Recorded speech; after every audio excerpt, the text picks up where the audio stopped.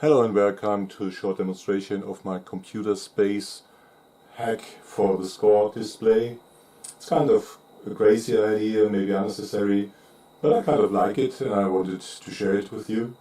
So the setup that you actually see are the three original computer space boards that I already built and showed in a previous video. They are attached to the screen in the back. You see the control panel, it's also a replica like everything. We have here this marquee thing that is later on placed inside the monitor bezel. And another thing in the monitor bezel, and this is why I came across that, is that there's usually a sticker that looks like this here, where you, in a normal setup, it's also in the bezel and it's aligned properly with the score of the screen. You'll see, okay, the upper one is the rocket, and the middle one is the score, and below there's a timer, and also you have these nice icons that somehow replicate the appearance of the rocket and the saucers. What I actually did is that I hooked into the SyncBoard to extract the signals or the lines that represent the counter score, and also I somehow hooked into where the signal, the final signal for the score, is going to the monitor. So I attached all those signals on a tiny Arduino board here in the back. And actually this is not a printed label, but instead of a 4-inch SPI display. And what I can do, I also attached here this tiny switch. And actually you have, as usual, the score on the monitor display and just this sticker thing here with the constant value. But when I pull the switch here on in a different position, magically the score disappears from the screen and appears on the SPI. And I can do it back and forth. Now it's back again on the screen, and now it's back again on this SPI display.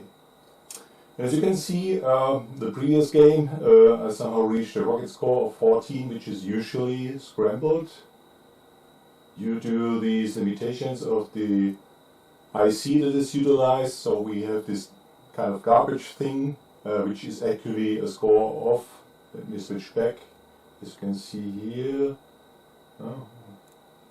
it's in value of 14, so 40 is printed here correctly as it should be. And of course the other scores as well. Just as a side note, there are different counter ICs used for the rocket score, the saucer and the time. So saucer and time are decade counters, which only count up till 9 and then revolve back to 0, while the rocket IC is capable to count up to 15 before it revolves back to 0. I can give you also a demonstration in the live game, so you see it's not just a mock-up or a fake thing, but actually working. So I put in a coin in my control panel, and let's start the game and see how things are going.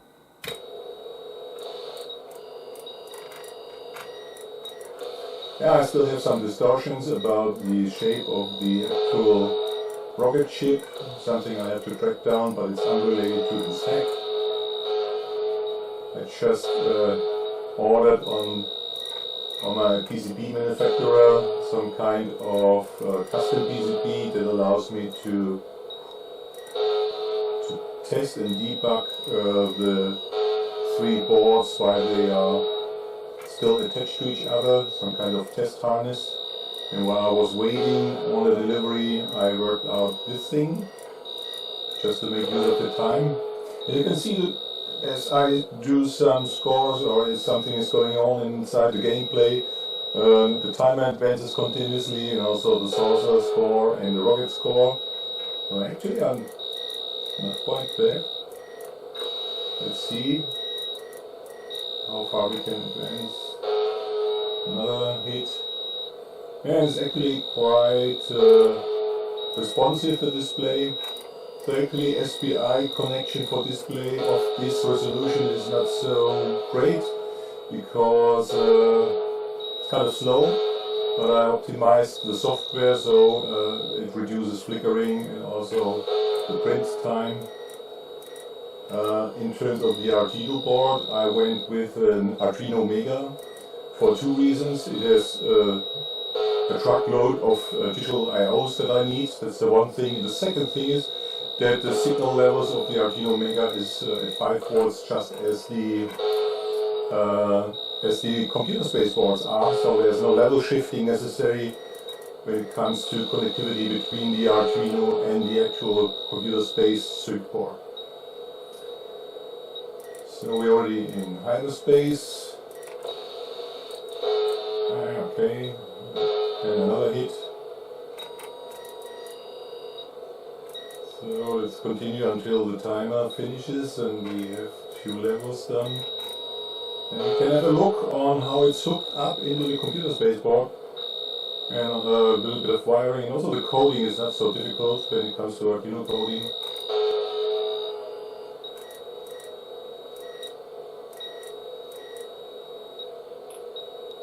What else? Too far away. That doesn't work out. So 20 ticks left on the timer. Oh goodness.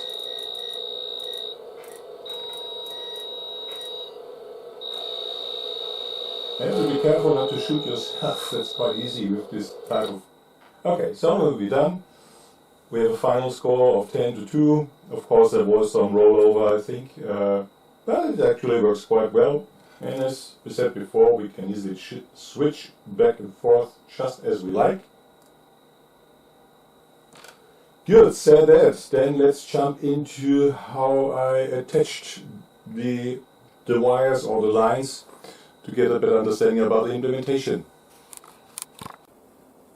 So now I have powered down the CS boards and put out the SyncBoard.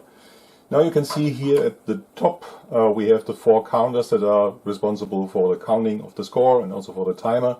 So the red one here is actually the counter for the saucer score, while here where the green wires are going it's the score for the rocket, and then we have these 2 counters together that represent the timer. And actually what I did hand solder, kind of, I don't know how to call it, for the lack of a better name, I call it an IC hook, which is basically, as you can see, I have 2x7 male pin headers soldered at the bottom, and I have a socket for the IC on the top. And all the pins are properly soldered together, and the 4 signal lines that represent the value, the 4 bits that represent the value, are basically have here 4 wires that go to the Arduino board that lies here. Can you see it here? That's the Arduino Mega. So all the lines are going into the input on that side. The good thing here is that I have socketed all my ICs. So it's an easy change. I just have to unplug or put out the IC, use these kind of tiny boards, put in on the top the original IC and then put it back so it's hooked in properly. Give me a second.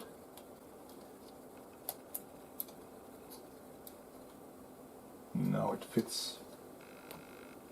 Great. So that's an easy thing. So basically read out whatever the level on the outputs are. A little bit more tricky is here down below, what you can see here. This is where I basically control if the score goes on the CRT or not. And as you can see, this is actually the original chip that is responsible for. But to properly inject the control signal into the circuit, I had to add an additional OR gate. So the way it works is that on this IC on pin 6, it provides a high signal if the score pixel is off and a low signal if the score pixel is on. And I basically has to override it so that when I want to disappear it on the CRT, I have to override this to be always high, and to do it a proper way I use an OR gate, which means that the output of this IC on pin 6 goes into one of the input channels of the OR gate, and the other input of the OR gate gets its signal from outside via this gray line coming from the Arduino. So when the Arduino sets the line on high, the output on the CRT gets suppressed, and when the output on the Arduino gets too low, it's as usual. So an easy hack. It was a little bit more complicated to somehow solder all the connections in this tiny board, but it works. So this is actually kind of a tape to prevent some unwanted shortages, because it's a little bit more bulky and it overlaps here with this other IC, to make sure that there's not accidental shorting between the things. Now, is it how it's actually implemented. I hope you found this interesting. Let me know if you want to have a little bit more information, maybe about how the coding on the Arduino was done. Then I might make an update to this video. Thanks for watching and see you next time. Bye.